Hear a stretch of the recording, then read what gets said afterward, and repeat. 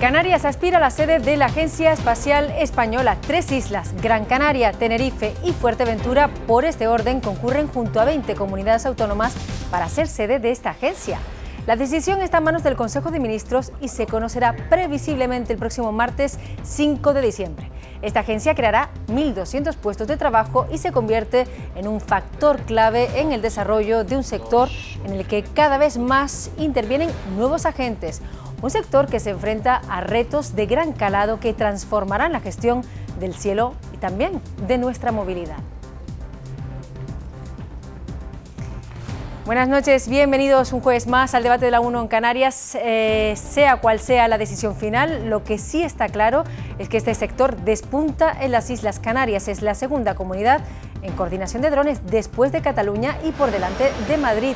Este año se han realizado en las islas 1.185 operaciones, un total de 9.200 en toda España. Operaciones de gran complejidad son gestionadas por ENAIRE para garantizar su seguridad y también su fluidez. La Unión Europea trabaja ya en un nuevo marco regulador y esta semana ha presentado la nueva estrategia de drones y taxis voladores. We believe that if our strategy is implemented properly, the drone market could be worth 14.5 billion euros by 2030. It could also create 145,000 new jobs in the EU. No son solo los drones, también los taxis voladores, aeronaves eléctricas de despegue y también aterrizaje vertical. Es un sector en total expansión para la movilidad rápida, segura y sostenible, a la que se destinan muchos fondos de I+D, fondos que irán también a una red de vertipuerto para la conexión de las distintas áreas urbanas o al futuro estratopuerto de Fuerteventura. Espacios destinados al despegue y el aterrizaje de drones y pseudosatélites. Pero hoy también vamos a mirar hacia el cielo, impactados por los 2 meteoritos que han sobrevolado el cielo canario en las últimas 24 horas. Los 2 impactaron en el mar. El primero generó un enorme estruendo y la alarma en la tarde del miércoles en Gran Canaria, y el segundo en la madrugada ya de este jueves, atravesando el cielo de Lanzarote. Volaban a una velocidad de 1 kilómetro por segundo y su pequeño tamaño, apenas 50 centímetros, impidió su detección.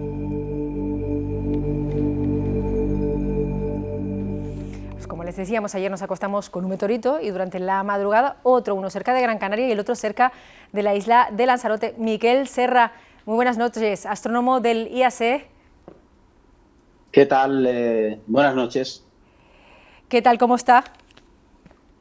Ha sido una noche intensa. Muy bien. Bueno, sí, ha sido, o sea, en principio nosotros ya sabéis que no hemos detectado el fenómeno porque sucedió de día, entonces simplemente pues bueno, hemos ido recibiendo las comunicaciones sobre todo del 112, que ha ido coordinando lo que había, las observaciones de la gente, y a partir de ahí pues hemos sacado alguna conclusión, ¿de acuerdo? Pero repito, nosotros no tenemos, desde el Instituto de Astrofísica de Canarias, no tenemos observaciones directas. Miguel, una pregunta que hago. ¿Cayeron al mar? ¿Qué hubiera pasado si hubieran caído en la tierra? Pues sí, hubiera sido un problema, claro. Parece que cayeron al mar. Si un meteorito de esas dimensiones hubiera caído en una zona poblada o cerca, pues sí, hubiera causado desperfectos y quizá hubiera habido algún problema para la gente que vivía ahí. Pero bueno, por suerte es difícil que caiga en una zona poblada y bueno, y al final pues ha sido simplemente quizá un aviso, ¿no? de que estas cosas pueden pasar, ¿no? Yo no sé si podemos decir que es prácticamente imposible que los telescopios del astrofísico puedan captar este meteorito de esa poca distancia que tenía, ese poco diámetro, ¿verdad? Y además 2 seguidos. Sí, a ver, no sabemos si están relacionados, ¿de acuerdo? Es decir, que en principio no podemos estar seguros, ¿eh? Es mucha distancia entre los dos, ¿de acuerdo? A ver, nosotros estamos trabajando desde el Instituto de Astrofísica de Canarias para intentar detectar este tipo de eventos. Es muy difícil, ¿de acuerdo? Sobre todo detectarlos con antelación, para poder tomar alguna medida, ¿no? Es lo que se llama, es un proyecto que tienen las dos agencias espaciales, tanto la ESA como NASA, se llama un proyecto de defensa planetaria. El Instituto de Astrofísica colaborará en este proyecto de defensa planetaria con una instalación aquí en Os Alto del Teide, y su principal objetivo, que esperemos que en los próximos años, no sé cuántos, pues quizá 3, 4, pues estemos ya capacitados para este tipo de eventos de noche, cuidado, o sea, son observaciones con telescopios nocturnos, pues podamos saberlas pues con cierta antelación y, bueno, podamos calcular su órbita y si supone algún peligro o entraña algún peligro para alguna población, pues poder actuar y evacuar. Pero en este caso fue muy complicado, incluso podría llegar un tercero sin apenas poder saberlo, ¿verdad? La velocidad, además, de este meteorito, 1 kilómetro por segundo, parece poca. Depende del tamaño, depende de la velocidad. ¿Qué aspectos podrían afectarnos más en caso de una colisión? Bueno, el problema del impacto de una roca de este estilo, estamos hablando de una roca que puede tener medio metro de diámetro, quizá 1 metro, no lo sabemos exactamente, no tenemos datos, pero el problema no es el impacto directo. Si esta roca cayera en la Luna, de hecho están cayendo continuamente, bueno, pues formaría un gran cráter de 20, 30 metros de diámetro y ahí quedaría todo. El problema de la Tierra es que tenemos la atmósfera que nos protege, por supuesto, porque realmente la roca probablemente era mayor y debido a la fricción con la atmósfera se ha fragmentado, pero al mismo tiempo se genera una onda de presión que es la que realmente tiene el poder destructivo. ¿De acuerdo? Esa onda de presión es la que al llegar a la superficie de la Tierra, pues impacta con alguna población, pues puede destruir pues lo que pasó en Rusia en el año 2013, ventanas, desperfectos en edificios o, en fin, podría causar daños mayores. O sea, el problema del impacto no es el impacto en sí, sino es la onda de presión que genera debido a la atmósfera de nuestro planeta. Bueno, en este programa nosotros nos gusta ser muy didácticos y me gustaría preguntarle qué son estos meteoritos, que son piedras, si pueden ser desechos, entiendo que son trozos de piedra. Ustedes además los diferencian por el color, porque creo que lo llegaron a ver un poco en color rosa y verde y son algunos síntomas que les hacen a ustedes predecir qué tipo de hecho está sucediendo, ¿verdad? Bueno, nosotros no lo hemos visto, vuelvo a repetir. Estoy hablando por las observaciones de la ciudadanía. Nosotros no tenemos observaciones con nuestras cámaras. Pero sí, parece que hay testigos que vieron un color no blanco, sino verde rojizo, y eso es típico de los asteroides, de asteroides que entran en la atmósfera de la Tierra, parecido a lo que sucede en una lluvia de estrellas. En las lluvias de estrellas, si alguien pues ha presenciado las Perseidas o las Gemínidas, que ahora serán en diciembre, verá que tienen colores verdosos. Bueno, son típicos de la composición de estas vamos a llamarles roca, porque realmente son rocas. Y, hombre, decir que nuestro sistema solar tiene un cinturón de asteroides de más de 3 millones de asteroides, los hay de distintos tamaños, desde metros hasta o sea, decenas de metros, centenares de metros hasta kilómetros, y el origen probablemente de esta roca es la fragmentación de alguno de estos asteroides y, bueno, pues que hemos tenido la mala fortuna de que ha pasado por la órbita de la Tierra y ha acabado impactando. Entonces, es un fenómeno poco probable, pero sucede, ¿de acuerdo? La Tierra recibe toneladas de material extraterrestre, asteroidal o cometario cada día. Entonces, normalmente es pequeño, son pequeñas partículas, son las típicas y bonitas estrellas fugaces, pero de vez en cuando puede colarse alguna roca un poco mayor, y esto es lo que sucedió pues ayer y ha sucedido más veces en la historia de nuestro planeta. Y así lo estamos viviendo nosotros también en nuestro presente. Miquel Serra, muchísimas gracias por estar esta noche aquí con nosotros. Un placer, como siempre. Muchas gracias.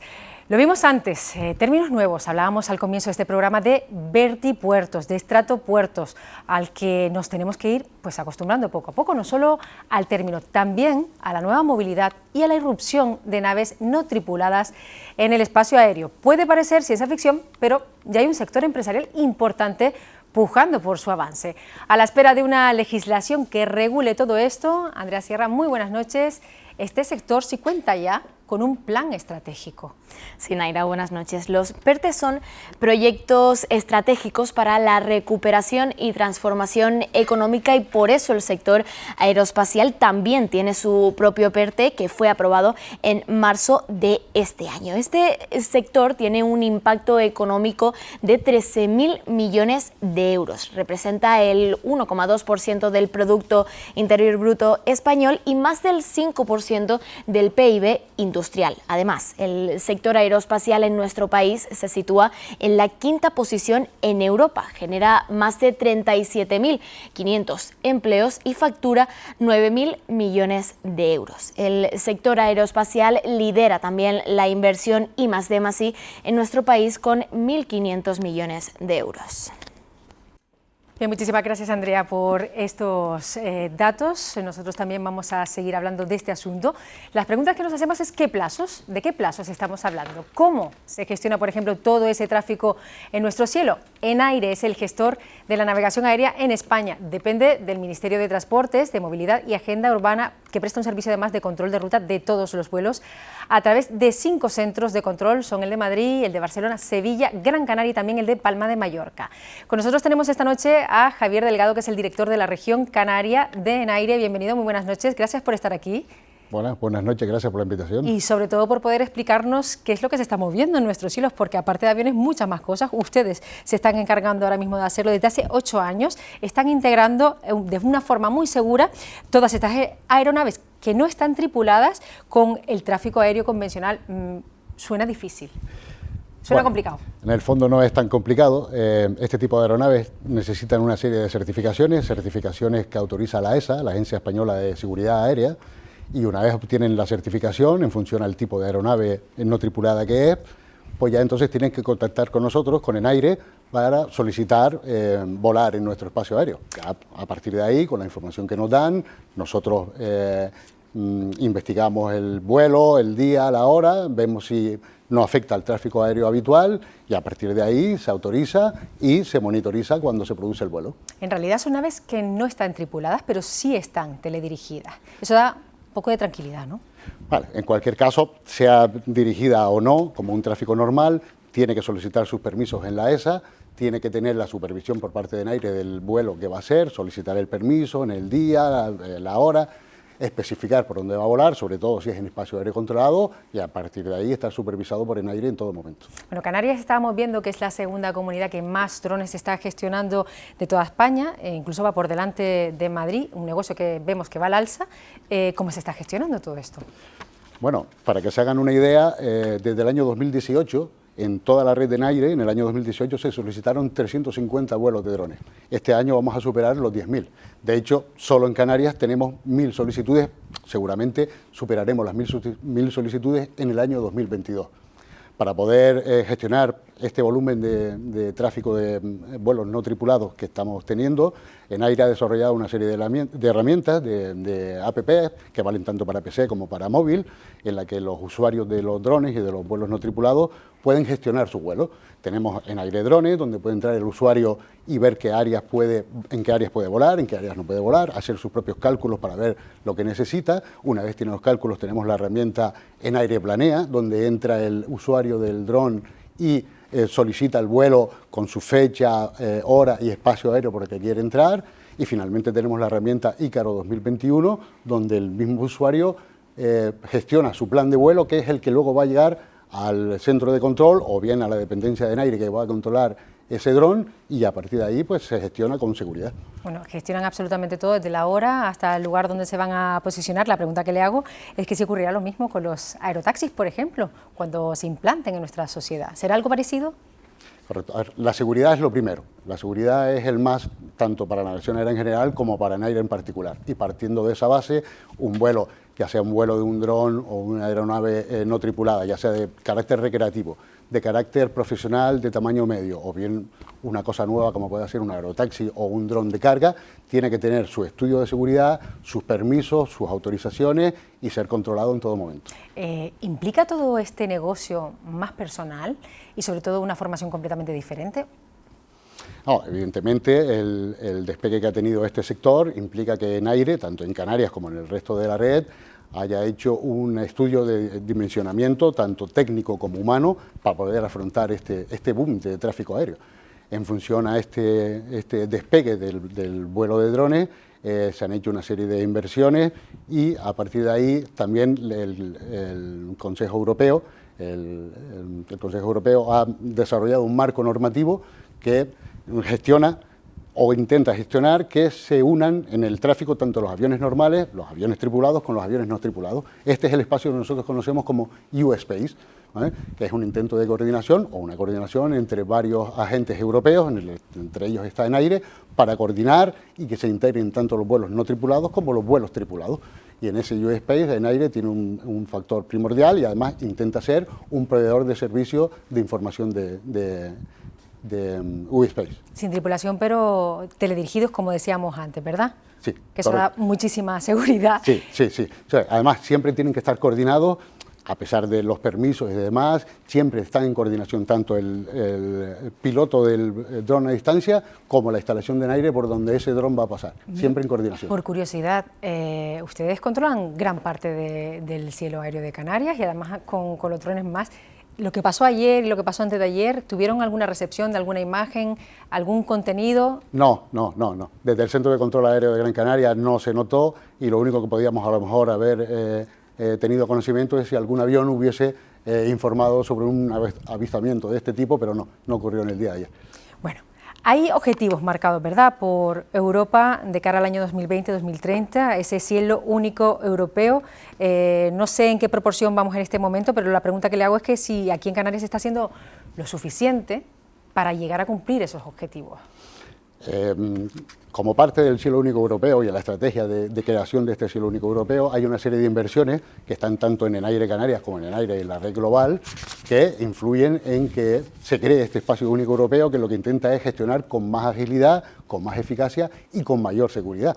De hecho, hay una serie de inversiones que nos afectan a nosotros, a Canarias en concreto, como pueden ser gestión de tráfico aéreo propio, como pueden ser las UCS de los controladores, que son las consolas donde los controladores gestionan el tráfico aéreo, por ejemplo, modernización de navegación, que son los radares que tenemos distribuidos a lo largo del territorio, modernización de comunicaciones voz, por ejemplo, en el Centro de Control de Gran Canaria, que se ha hecho recientemente, que mejora la comunicación entre controladores y pilotos, digitalización de servicios de información necesaria para nuestros clientes. Hay una serie de inversiones muy importantes que nos ayudan a crear este cielo único europeo. Y además hacerlo con muchísima seguridad. Javier Delgado, muchísimas gracias por haber estado aquí esta noche en el debate de la 1 en Canarias con nosotros, ha sido un placer. Muy bien, muchísimas noches, gracias. Bueno, vamos a continuar. El Centro Espacial de Canarias es un centro español de seguimiento de satélites dependiente del Instituto Nacional de Técnica Aeroespacial. Su actividad principal es el seguimiento y recepción de datos de satélites. Las instalaciones del INTA en Maspalomas también forman parte del proyecto COSPAS-SARSAT para la detección de señales de socorro de buques, aeronaves o personas, y en sus 62 años de vida ha participado en el seguimiento de misiones de gran alcance como el programa Apolo, el del primer viaje a la Luna. O sea, que la antena, cuando se pone así totalmente plana, la punta de la antena está a 18 metros de altura. Es la más grande de las 25 antenas del Centro Espacial de Maspalomas, el único operativo en España. Desde aquí observan satélites en la órbita espacial, procesan los datos que envían e incluso pueden darle instrucciones a la nave para reprogramarlas. Su alcance normal es hasta la Luna, pero a veces lo superan. Pues normalmente se consideran para espacio cercano, o sea, no mucho más allá de la Luna. Nosotros hemos llegado a seguir satélites en casos muy excepcionales hasta 1 millón de kilómetros, pero ya esforzaron un poco las características de la antena. El despunte de este centro fue el programa Apolo de la NASA, anterior propietario de esta estación. Desde aquí se siguió el primer viaje a la Luna en el 69, en el Apolo 11. Ahora las miras están puestas en Marte, pero pasando siempre por la Luna. La posición de la estación de Maspalomas es fundamental. Pues tenemos una visibilidad excepcional al estar situados tan al sur. Cubrimos mucho más arco geoestacionario que una estación en Europa. Nosotros podemos empezar a ver el satélite cuando llega a Europa, sobre todo si es una órbita ascendente que llamamos, que viene el satélite desde el polo sur hacia el polo norte, pues somos la primera estación europea que lo ve y somos por lo tanto los primeros que podemos empezar a transmitir datos. El cielo va cambiando y a los clientes habituales como la Agencia Espacial Europea o los satélites meteorológicos añaden nuevos agentes comerciales que observan la Tierra con fines medioambientales y también para plataformas de comunicación, entre ellos Elon Musk. No hay dinero, siempre hay alguien dispuesto a invertir y aparece la competencia comercial. Pero las misiones civiles prevalecen, como el programa COSPA-SARSAT para salvar vidas y atender situaciones de emergencia en el mar. La estación de Maspalomas controla toda la península arábiga y África Central. Nos encargamos de enviar esa señal de emergencia a los servicios de búsqueda y salvamento que se encuentren más próximos al lugar del accidente.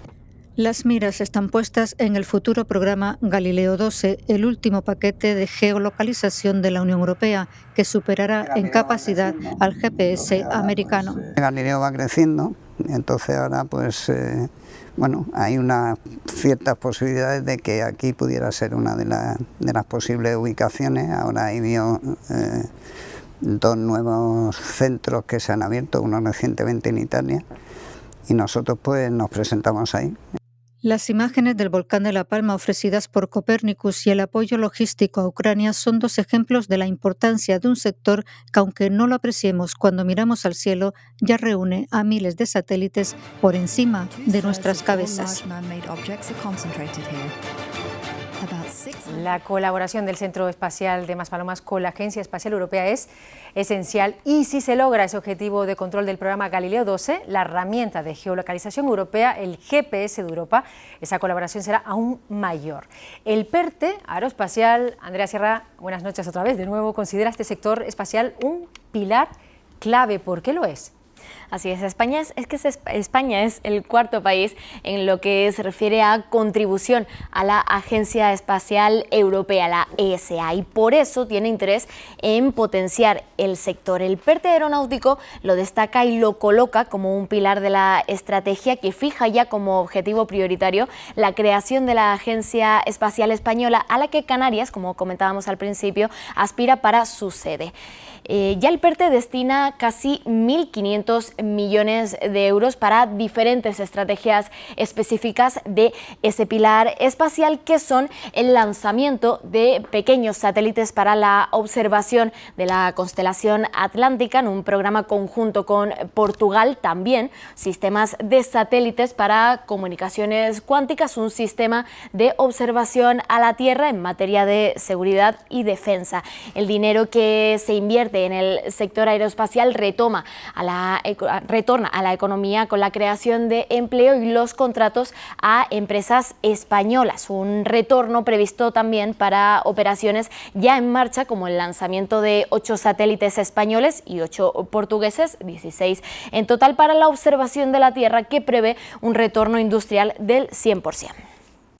Muchas gracias, Andrea, por esos datos. Son ya 62 años de historia del Centro Espacial de Maspalomas, con un gran recorrido en la observación del espacio. Bueno, podríamos decir que es un espacio cambiante en el que además participan, pues como estamos viendo esta noche, nuevos agentes. En lo que va de año, Canarias ha realizado más de 1.185 operaciones de vuelo con drones. Es un dato que nos coloca en el segundo lugar en este tipo de vuelos no tripulados. Fran Salazar, muy buenas noches. Hola, buenas noches. ¿Qué tal? Usted es CEO de Airmedia 360, que es una empresa que está especializada en el alquiler y también en la fabricación de drones profesionales, pues que se utilizan para grabaciones de películas, para publicidad y también para otro tipo de eventos, ¿verdad? Efectivamente, nosotros llevamos 11 años y nos dedicamos a grabar películas, hacer publicidad, series de televisión y además fabricamos drones para otros usos. Entendemos que es un sector que requiere un gran equipo de profesionales, ¿verdad?, multidisciplinar, con pilotos, con técnicos, con cámaras, también con productores, para que las grabaciones cuenten siempre con la mejor calidad.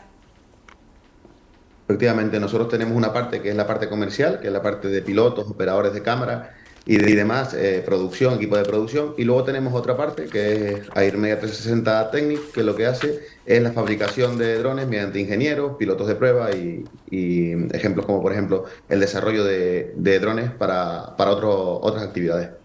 Son aeronaves, como hablamos antes con nuestro anterior invitado, que no están tripuladas, pero sí que están, sí se necesitan a pilotos para poder teledirigirlas, ¿verdad? Sí, efectivamente, ya hace falta un piloto certificado. Además, en este caso, en las islas, que en el caso de Tenerife, que tiene 2 aeropuertos, pues además de ser piloto, la operadora tiene que tener los permisos para poder volar en el espacio aéreo que corresponda, ¿no? Ustedes también fabrican esos drones con los que trabajan. Yo no sé si se puede hablar ya que tienen pues una industria canaria dentro de este sector. Sí, nosotros somos fabricantes, llevamos fabricando drones aproximadamente 11 años. Además de volarlos en Canarias, también operamos en la península y hacemos drones tanto para publicidad como para cine. Y además tenemos la parte industrial para fumigación, para transporte de mercancía entre buques, transporte de mercancía en el muelle. O sea, ya es una industria que parece que no llegaba el momento, pero que es el futuro inminente. Estamos esperando que el correo nos traiga nuestras cartas a través de drones pronto, ¿verdad? ¿Qué trabajo realizan ustedes para los espectadores que nos están viendo? ¿Quiénes son sus clientes? Bueno, nuestros principales clientes a nivel audiovisual es Netflix, HBO, Amazon Prime, Telecinco Cinema, etcétera, ¿no? Eso es a nivel, digamos, de producción. Y luego otros clientes que tenemos, en este caso, pues Puerto 4.0, que estamos fabricando un dron para el transporte de mercancías. Ahora también estamos con el tema de la vendimia, con el tema de fumigar, con drones de fumigación, la parte del vino y demás. Y estamos ahora muy metidos también en la parte de agricultura, para fumigar aguacates, para darle tratamiento, para azufrar. Todo esto también lo estamos haciendo con drones, que era impensable hace unos años, ¿no? Alucinante. La pregunta que le hago es ¿cómo se puede hacer todo esto con seguridad? ¿Cómo siguen esas líneas de seguridad? Que sea ese factor prioritario para que todo sea con la correcta forma de hacerlo, ¿no? Claro, hoy en día el problema de estas aeronaves es que en malas manos es un peligro, ¿no? Por suerte está bastante controlado. Nosotros tenemos que dar siempre, digamos, hacer un plan de vuelo cuando operamos cerca de una torre de control, en este caso de Naire. Tenemos que también avisar al Ministerio del Interior y a los helipuertos que estén cerca de la operación. Es decir, que hoy en día está controlado. Esto hace 11 años, lógicamente, era muy distinto. Hoy en día volar un dron sin permiso, aparte de las multas a la que te impone, es muy, muy difícil hacerlo sin los permisos pertinentes. Como tú dices, antes apenas, o sea, había un gran vacío legal. Ahora mismo Europa ya empieza a regular este sector para también cubrir ese vacío legal y dar seguridad a todo este sector.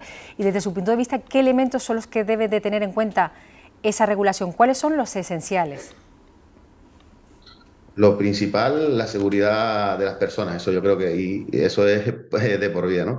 Y luego lo segundo, cabe recordar que estamos volando en el mismo espacio aéreo que puede volar un helicóptero, un avión comercial, una avioneta, etcétera. Entonces yo creo que tenemos que entendernos entre todo el espacio aéreo que hay, porque al final no solamente están los drones, sino hay aviación tripulada que tiene que tener siempre preferencia, ¿no? Hoy, gracias a los medios que existen hoy en día, la Guardia Civil, el Pegaso y demás, tiene sistemas que detectan drones y gracias a eso, pues hasta la fecha no ha habido ningún incidente o accidente que comentar, ¿no? Bueno, al comienzo del programa hablábamos de términos como vertipuertos, por ejemplo, que tú nos puedes explicar un poco en qué consiste ese término y así de paso nos cuentas dónde realizan hasta ahora las operaciones de despegue y de aterrizaje, si no existen de momento. Vale, pues ahora mismo, si comentamos que en un futuro muy cercano vamos a volar en medio de una ciudad o nos vamos a transportar por medio de un dron, vamos a ir de un lugar a otro, es impensable, ¿no? Pues yo, con la información que tengo y digamos con la experiencia, si le digo que de aquí a unos años vamos a tener pequeños helipuertos en distintas zonas de la ciudad y vamos a ir de un lugar a otro. Para poner un ejemplo muy, muy sencillo de entender, como cogemos hoy un taxi o un Uber o un Cabify, esto va a ser así en un futuro inminente. Es decir, no piensen que va a ser dentro de 10 años, sino yo creo que en un periodo inferior vamos a ver drones volando en la ciudad y la gente se tiene que acostumbrar porque es el futuro, lógicamente. O sea que todos los que estamos en este plató podremos ver esa realidad. Yo creo que sí, será muy, muy cercano. Además, estamos hablando de unos términos en cuanto a años, pero yo creo que mucho más cerca de lo que pensamos vamos a poder volar en medio de las ciudades con estos taxi drones o drones para transportar personas, ¿no? Yo no sé si me adelanto demasiado. ¿Podría ser el año que viene? No, yo creo que todavía eso, ojalá, pero no, lo veremos pronto. No creo que un año es apresurarse demasiado. Bueno, Muchísimas gracias, Fran Salazar, por estar con nosotros y acompañarnos en este debate especial sobre todo lo que vuela por encima del suelo, ¿no? El palmo del suelo. Nada, encantado. Buenas noches. Bueno, está claro que el sector puja y que está preparándose ya para el aumento de una demanda y de nuevas necesidades. Por todo ello, Canarias aspira a ser sede de la Agencia Espacial Española.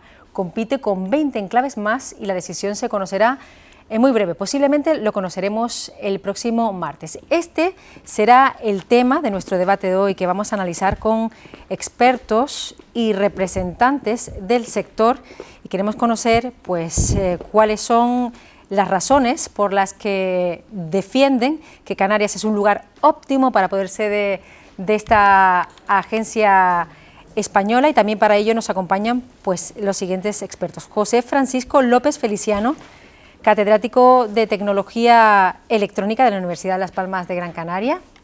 Muy buenas noches, bienvenido. Buenas noches. También nos acompaña Octavio Camino, que es ingeniero de telecomunicaciones y consultor en tecnología. Además, usted ha sido jefe de las estaciones de la Agencia Espacial Europea y jefe de operaciones de satélites. Es una eminencia tenerle usted aquí con nosotros en este programa de hoy. Muchas gracias. Y también vamos a contar en la noche de hoy con el señor José Luis García, que es director del clúster aeronáutico de Canarias y aeroespacial. Muy buenas noches, bienvenido. Buenas noches. Bueno, esta noche contamos además con distintos periodistas. Nos acompañan Ángeles Arencibia, Verónica Pavés del periódico El Día y Alfonso González Jerez, que es colaborador de Prensa Canaria. Muy bien, buenas noches a los tres. Están muy calladitos. Buenas noches. Pero supongo que tendrán muchas preguntas que hacer ahora. Sí, bien. Bueno, vamos a empezar por los expertos. Yo lo que quería saber es cuál es el potencial que tiene Canarias para ser sede de la Agencia Espacial Española. ¿Cuál es su potencial? Bueno, vamos a ver, si nos comparamos con el resto de las candidaturas que se presentan, hay cuestiones que son comunes y otras que nos diferencian de ellas, ¿no? A mí me gustaría resaltar las que nos diferencian de los demás, porque son las que nos dan fortalezas, ¿no? La primera de ellas es el clima que tenemos meteorológico, las condiciones meteorológicas que tenemos, que además de ser buenas además para el turismo, pues sirven también para que durante los 365 días del año podamos probar distintas tecnologías como las que se han nombrado aquí, robótica aérea de distinto tipo, ¿no? Tanto en verano como en invierno, cosa que no se puede hacer tal vez en otros países o en otras regiones españolas, ¿no? Pero es que además estamos rodeados de mar, y al estar rodeados de mar tenemos un plus de seguridad a la hora de probar esa robótica aérea, ¿no? Plus de seguridad en el sentido que si ocurriera algún tipo de accidente, pues eso no afectaría a ninguna zona poblada, ¿no? Evidentemente tenemos también condiciones o beneficios económicos y fiscales para que las empresas vengan a Canarias, ¿no? Tenemos aeropuertos internacionales que están entre los mejores aeropuertos del país, y eso es una condición primordial a la hora de crear o posicionar la Agencia Espacial Española, para tener comunicaciones pues, con Bruselas, con Ámsterdam, con Berlín, con Toulouse, etcétera, ¿no? En fin, hay una serie de condiciones que nos diferencian mucho de los demás y creo que nos posicionan muy bien a la hora de poder acceder a la Agencia Espacial Española. Octavio Camino, ¿qué cosas se le han quedado en la recámara que no ha dicho para ser nosotros idóneos en esta agencia espacial? Yo creo que se le han quedado muy pocas. Muy pocas. Muy pocas, porque Canarias tiene tradición espacial. Lo acabamos de ver con la agencia, con la estación de Maspalomas, que lleva muchos años controlando satélites. De hecho, cuando comparamos con otras regiones de España, solamente en la región de Ávila y Madrid es donde hay estaciones espaciales, porque está Robledo de Chabela, Cebreros y Villafranca, y luego está Canarias. O sea, no hay más. De seguimiento de satélites en España, para control, no hay más. Entonces, esto es otro punto. Tenemos un centro del INTA aquí, con personal cualificado, que además tiene experiencia comercial porque actúa como telepuerto.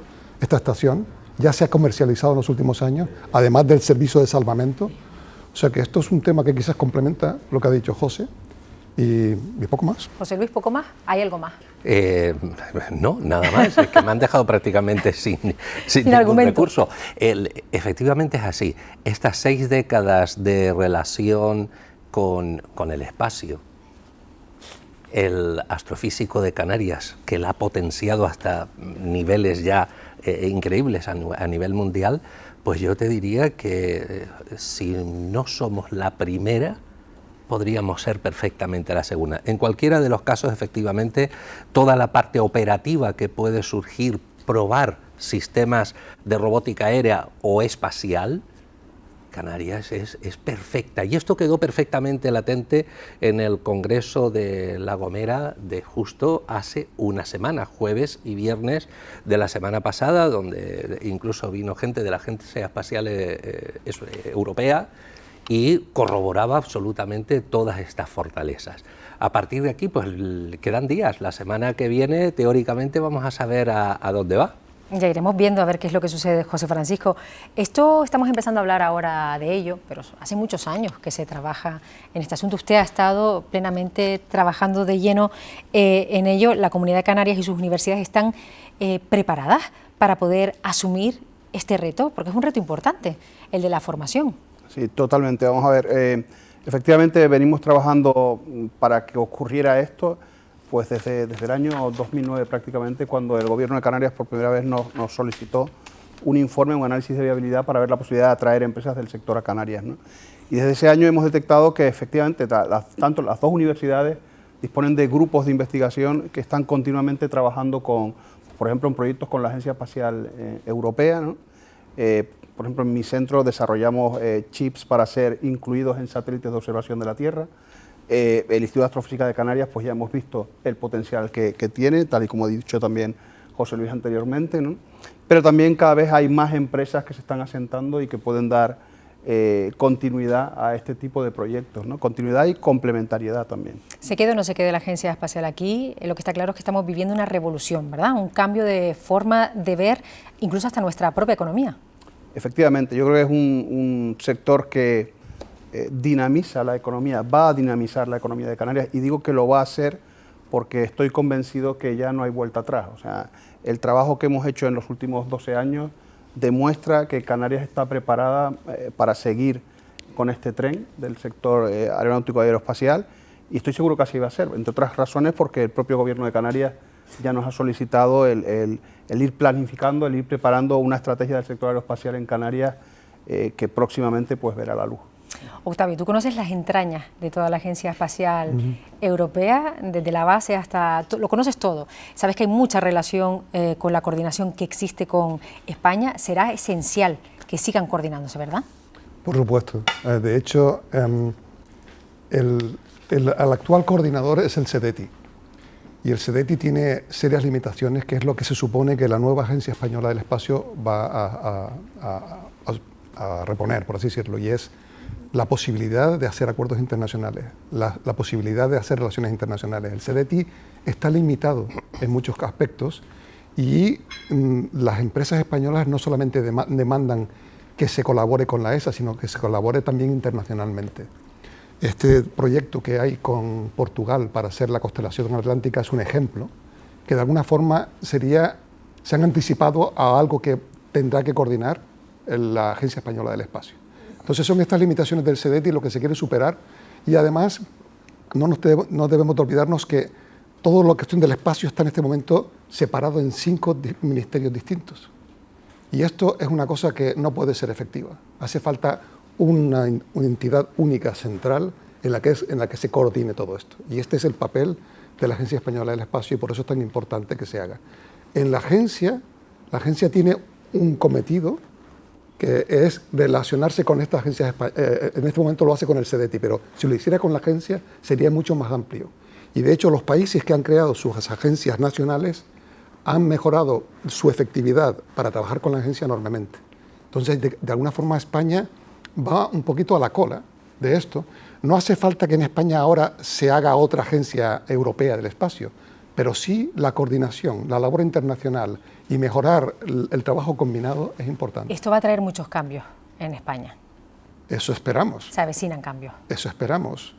Usted lo ha dicho, hay 21 ciudades en España que quieren la Agencia Española del Espacio. No es una buena noticia, yo lo encuentro una noticia fantástica. Maravilloso. Me refiero, todo el mundo, no es solamente Madrid. Pero ¿por qué ha tardado tanto España en dar ese paso hacia adelante y Porque presentarse? yo ya empiezo a ser viejito ya y sinceramente es la primera vez en mi vida que veo que un gobierno esté dispuesto a descentralizar. La primera vez, y por eso pienso que Canarias no debe perder ninguna oportunidad. Y cuando digo ninguna, es ninguna. Cualquier oportunidad, porque no sabemos lo que va a durar este gobierno, y posiblemente si ganan otros, a lo mejor... No piensan en la descentralización, ¿no? Y concentrarlo todo, sedes como Madrid, por ejemplo. Las oportunidades, ¿no? hay que cogerlas cuando pasan. Y cuando el tren pasa, hay que cogerlo. José Luis, usted que es del clúster aeronáutico y aeroespacial, agrupa a todas las empresas y organizaciones del ámbito aeronáutico y aeroespacial de aquí de Canarias. ¿Cuántas empresas hay ya en la isla que están vinculadas a este sector? Casi todas, es que además hay muy pocas.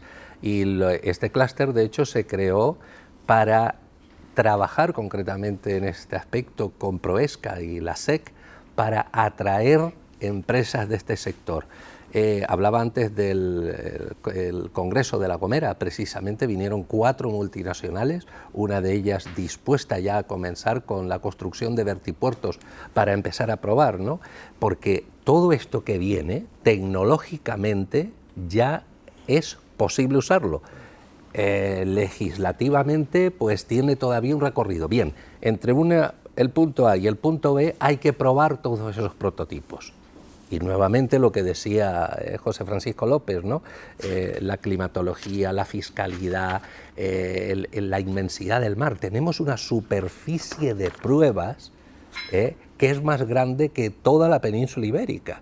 Y por tanto, esto en toda la Europa continental, por supuesto, incluyendo España, le falta este espacio. Y ya no vamos a ir a Rusia y a estos sitios a hacer estas pruebas, ¿vale? O sea que tendremos que hacerlo en algún sitio pues, más seguro. Más seguro. ¿Cuántas empresas hay vinculadas? Dígame esa cifra. ¿Cuántas empresas hay vinculadas? Ahora mismo hay 17 empresas. Comenzamos con la ronda de preguntas. Ángeles. Sí, yo quería preguntar al profesor López Feliciano si el hecho de que Canarias no presente una sola candidatura, sino 3, nos resta posibilidades, es un error. Y desde esta perspectiva, si usted se cree las informaciones que han aparecido hoy, según las cuales la Agencia Aeroespacial Europea ya está decidido que va a ir en Sevilla. Muy bien, bueno, con respecto a la primera pregunta, efectivamente a mí, además, lo he dicho varias veces y desde hace meses, me hubiera gustado tener una única candidatura. Creo que habríamos sido más fuertes, más potentes, pero también es cierto que el Gobierno de España permite que cualquier ciudad, cualquier población, cualquier región presente su candidatura, contando o no con el Gobierno regional. Así que a pesar de que el Gobierno de Canarias quisiera presentar una candidatura única, pues de igual forma Tenerife, Gran Canaria o Fuerteventura habrían podido presentar la suya a nivel local, como la puede presentar pues, cualquier otra ciudad de las Islas Canarias, ¿no? Eso con respecto a la primera pregunta. Con respecto a la segunda, bueno, yo desde el principio era y sigo siendo optimista de que íbamos a estar y que vamos a estar en la lista final a la hora de seleccionar la candidatura. Y creo que vamos a estar junto con Sevilla a la hora de tomar esa decisión. Creo que son las 2 candidaturas más potentes, Canarias, y no hablo de Tenerife, Gran Canaria o Fuerteventura, sino de Canarias y Sevilla, creo que están en la lista final, y ya veremos qué pasa la semana que viene. O sea, hasta que, como ocurre en el fútbol, hasta que no pita el árbitro el final del partido, yo creo que el partido está en juego, y todavía soy optimista para pensar que Canarias tiene la potencia suficiente y la fortaleza suficiente para haber sido seleccionada. Verónica. Bueno, llevamos ya desde principios de verano hablando de esta candidatura, ha sido un trabajo, sé que ha sido un trabajo difícil para todos los que están aquí. En el caso de que ocurra esto que se puede ocurrir, ¿no? Al fin y al cabo, Sevilla siempre ha sido la competidora más fuerte de Canarias, todo el mundo todos lo sabemos. En caso de que esto suceda, de que al final no venga la sede para aquí, ¿qué otras oportunidades tiene Canarias para desarrollar este sector? Permíteme, claro, por supuesto. Sevilla es fuerte, sí, en el ámbito aeronáutico. Nada más. Bueno, es insignificante eso. No, es muy importante, pero hablamos de la Agencia Espacial Española. Es más fuerte Tres Cantos, que tiene una industria aeroespacial muy potente. Evidentemente, si ya te respondo como canaria, evidentemente queremos que esté aquí. Nuestra relación con el espacio es la que es y eso es imborrable. Pero ¿qué otras oportunidades habría para el sector en caso de que no llegara? Pues mira, te comento, vamos a ver, oportunidades, como decía antes, se nos abre un abanico a partir de ahora muy amplio a la hora de atraer empresas. O sea, estamos en los medios de comunicación, en los congresos que me comentaba antes José Luis en La Gomera, donde vinieron bastantes empresas multinacionales deseando venir a Canarias e invertir en Canarias en el sector aeroespacial, pero es que además desde Canarias estamos realizando para el Gobierno de España un análisis de viabilidad de crear plataformas marinas para el lanzamiento de satélites desde el mar en Canarias, pues tal vez a 50 kilómetros al norte o 50 kilómetros al sur de Canarias, ¿no? Y eso es una oportunidad. Y como decía antes además Octavio, son oportunidades que no podemos ni debemos perder. Entonces yo creo que, como se suele decir, la flecha está lanzada, pase lo que pase. Hemos demostrado, no yo ni ellos, sino toda Canarias, la fortaleza que tenemos en el sector, y creo que a partir de ahora va a ser un momento, sinceramente, pues en 33 años que llevo de carrera universitaria, quizás de los momentos más ilusionantes que voy a vivir. Bueno, yo creo que no hay que quitarle ilusión a nadie, ¿no? Pero también creo que hay que mirar las cosas en un triple plano, lo deseable, lo posible y lo propagandístico, ¿no? Y aquí, no digo que ustedes estén en la tercera trinchera, ¿no? Pero hay gente que está evidentemente en la tercera trinchera, ¿no? Yo no sé si podemos, sobre esa base que existe, una base real, una base tecnológica, una base científica y una base empresarial, existe, pero que no es particularmente fuerte, no es particularmente madura y no está escrita en un sistema I+D+I que no existe en Canarias, porque no existe realmente. Nuestra inversión pública en I+D+I tiende a lo miserable, por ser elegantes, ¿no? Es que somos la última comunidad autónoma en inversión en I+D+I. Yo no sé si sin un sistema I+D+I que sea fuerte, que sea sólido, que sea potente, y donde hay una colaboración público-privada que no se limita a decirles a ustedes por parte del Gobierno de Canarias, sí, muchachos, ustedes son brillantes, hagan una estrategia de desarrollo de la industria aeroespacial aquí en Canarias, que no se limite a eso, sino que se ponga dinero, que haya coordinación entre las administraciones, que no ocurra lo que acaba de señalar la compañera, que es sorprendente. En vez de ir unidos, presentamos 3 candidaturas distintas. Pero ¿qué clase de brillantez es esa? Y creo que el gobierno, es verdad que es lícito y legítimo que cada una de ellas presenten la suya, tienen libertad para hacerlo. Pero si hay algo que se llama liderazgo social, liderazgo político, es el que debe tener un gobierno en estas condiciones para fusionar y unificar esa candidatura en una solamente. Pero mi pregunta es esa, ¿no? ¿Realmente el futuro del sector o de este subsector es tan brillante si las administraciones públicas no se ponen las pilas y empieza a gastarse más dinero y más inteligentemente en investigación y desarrollo? Octavio. Sí, a mí me gustaría decir que básicamente estoy muy de acuerdo con lo que usted dice. Sí. O sea, todas las cosas que usted dice tienen sentido. Deberíamos trabajar esta lucha entre Tenerife y Gran Canaria permanente, yo creo que no lleva a nada. Lo estamos viendo. O sea, el Brexit, a ver dónde lleva a los ingleses. Estas separaciones, no nos damos cuenta de que la competitividad, la competencia y la tecnología se están yendo a Asia y nosotros estamos peleándonos aquí todo el día por el trocito de Tenerife o de Gran Canaria como tontos, perdona, por decirlo así. Tenemos que ir unidos y tenemos que tener claro qué es lo que queremos hacer. Se pueden hacer muchas cosas. Es verdad que hace falta un plan y una estrategia. Invertir en el espacio necesita inversiones a muy largo plazo y por eso creo que es bueno que en Canarias se haya firmado el Pacto por la Innovación y la Tecnología hace apenas un par de meses. Significa, o tendría que significar, que da igual que esté el PSOE, el PP o quien sea en el gobierno, ¿vale? Eso va a tener apoyo por parte de la administración. Eso es lo primero. Segundo, se hace un plan y luego ese plan tiene que ser a largo plazo, porque las inversiones del espacio requieren mucho tiempo. No vamos a traer el personal de Madrid en 2 días. O sea, hoy por hoy, el 90% de la industria está en Madrid. Y, lógicamente, el sitio idóneo sería Madrid. Pero también es verdad que en Sevilla presumen de tener un sector aeronáutico porque un día políticamente se decidió poner Airbus. Pues hoy queremos que políticamente se decida poner a la Agencia Española de Espacio en Canarias. ¿Por qué? Porque dentro de 10 años podremos presumir de que tenemos mucho más. Entonces, esto hay que ponerlo en marcha con algún mecanismo. Y yo creo que está bien, a mí me habría gustado que esta motivación o estas ganas, porque en Sevilla hemos visto al Parlamento volcado, hemos visto a los políticos, a las empresas, y aquí parece que todos somos tan tímidos que nos da miedo decir que nos gustaría tener a la Agencia Española. En Canarias yo creo que también hay una cuestión cultural. Cuando yo me marché, yo mismo, cuando me fui a Europa, digo, a ver qué hago yo aquí, un canario, con todos estos europeos y alemanes para controlar satélites. O sea, esto aquí nunca llegaré a hacerlo, nunca.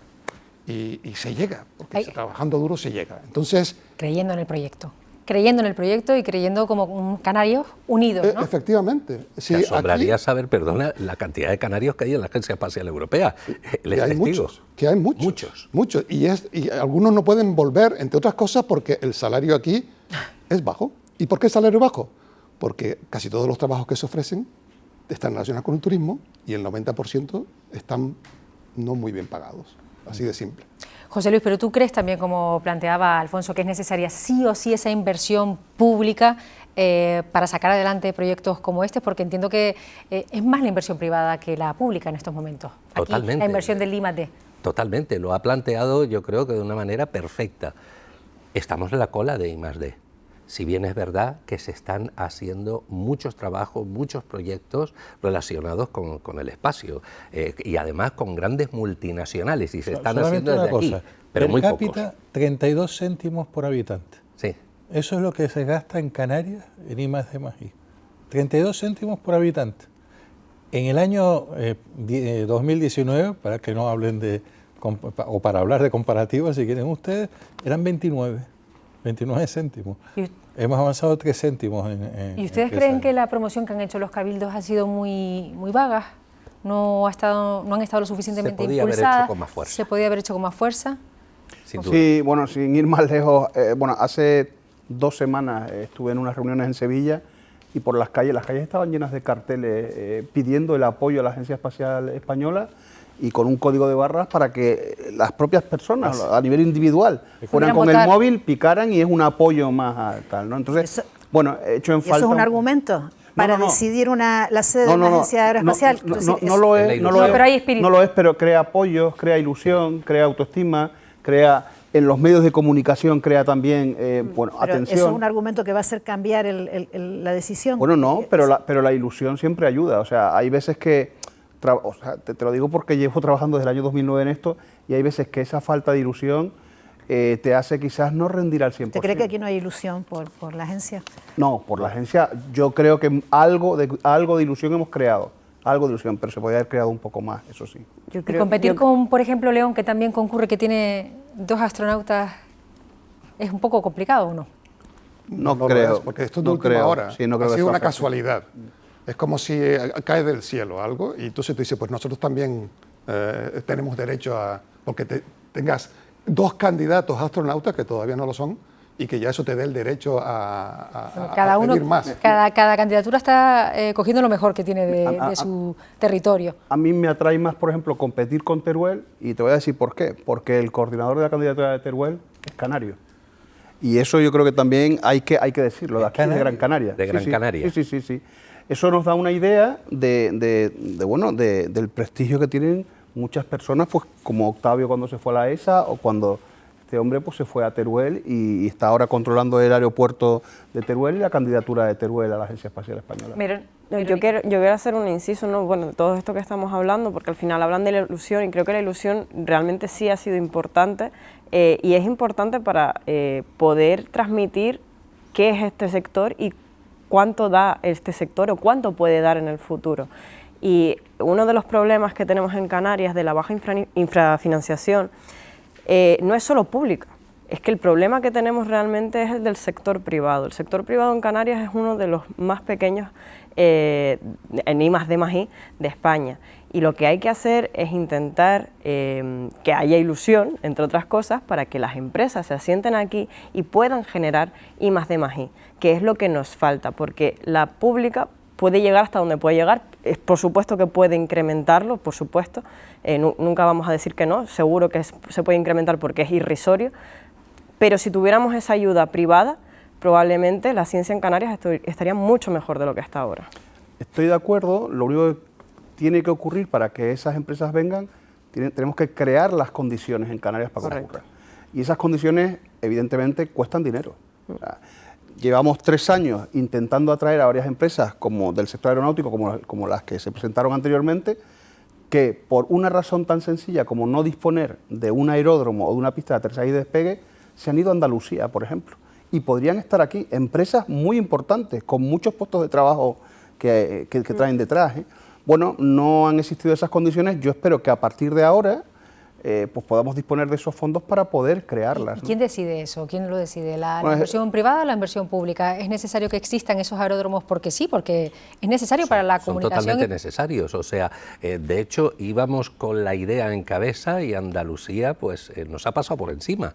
Estas 2 empresas que estaba comentando José Francisco López eran 1.200 millones de inversión entre las 2.